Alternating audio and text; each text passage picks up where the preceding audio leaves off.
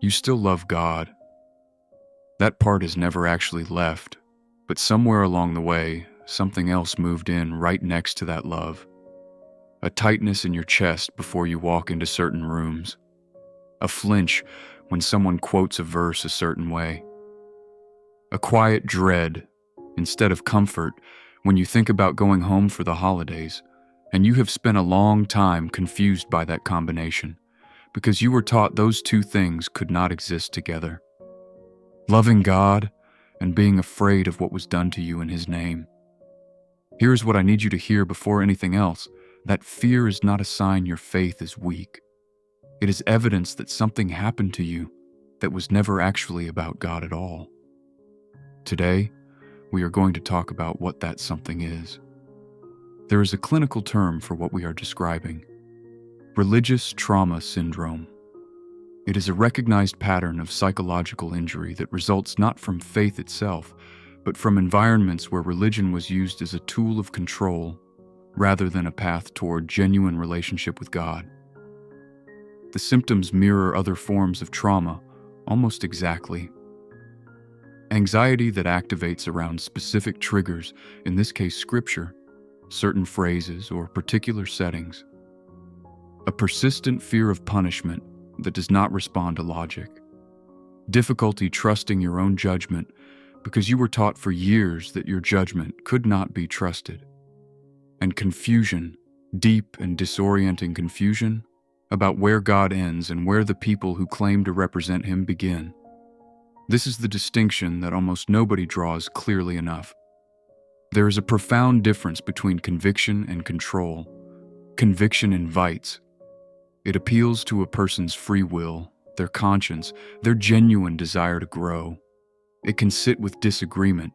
It can tolerate a season of doubt without panicking. Control does something entirely different.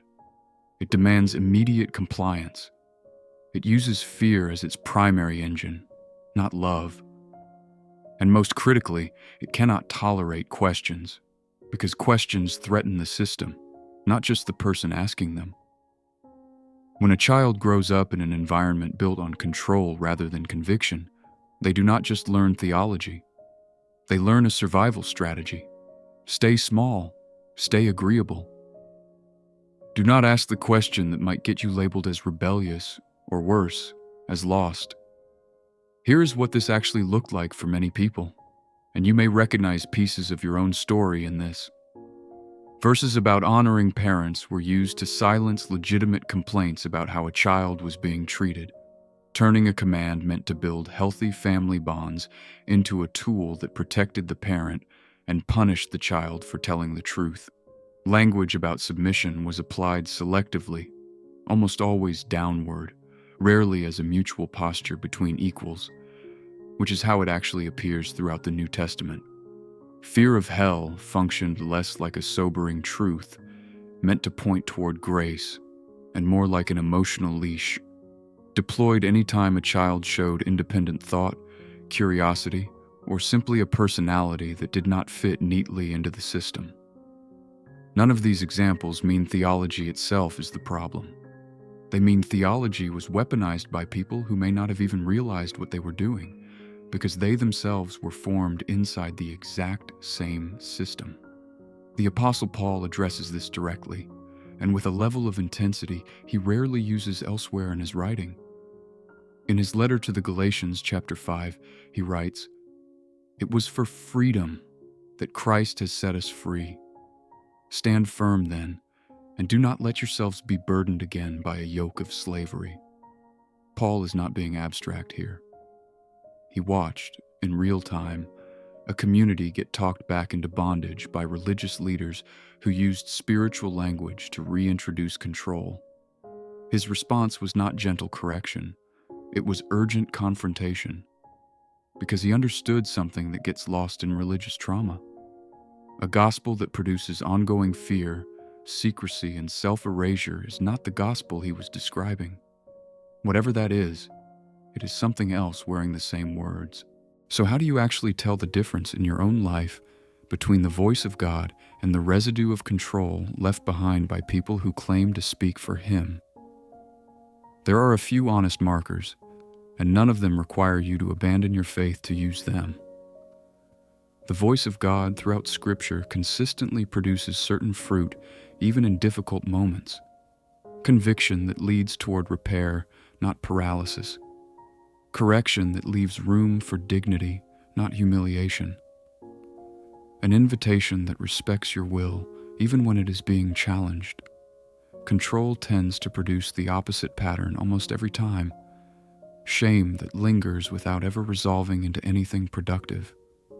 Urgency that demands an answer right now with no space for honest reflection. And punishment that escalates the moment a person starts asking real questions instead of simply complying. Healing from this does not require rejecting God. For most people, it requires something almost the opposite: separating the actual character of God, as revealed consistently throughout Scripture, from the specific tactics that were used by flawed, sometimes well-meaning, sometimes genuinely harmful people who happen to be standing in front of you with religious authority. This is slow work. It usually involves grieving, because you are not just examining ideas, you are mourning a version of safety and belonging you thought you had, and discovering that it was conditional in ways you could not see at the time.